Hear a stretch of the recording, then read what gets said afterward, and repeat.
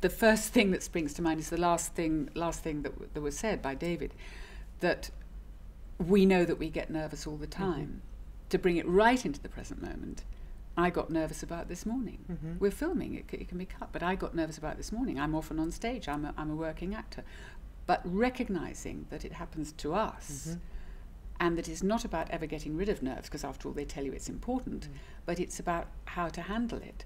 So that it is a total process, that we're in the process with the delegates, with other people all the time, that we're not some kind of gurus, we're not outside. We're learning all the time and we're experiencing it all the time. So that's very much something to remember.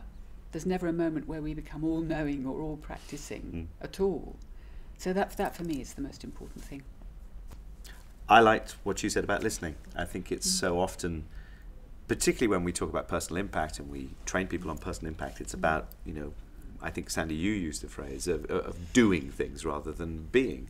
And listening, I think, is such a powerful skill. It sounds like an obvious thing, but not everyone can do it. I know it's not something that I do that well. Sometimes I have to really focus on my listening. And also presence, about being able to affect a space. I thought was a very powerful thing that you said, and it makes a big difference, because sometimes it's the things that are unsaid that are the most powerful. Absolutely. You know, the words don't do it for you. Absolutely. It is the tone that you set and the space that you take. So I know when I go to the theatre, I will often watch the people on stage who aren't saying anything. Absolutely. They are, for me, what makes the performance, and I think that can be translated absolutely into the workplace. It's very often the team that is listening that has as much impact as the person communicating.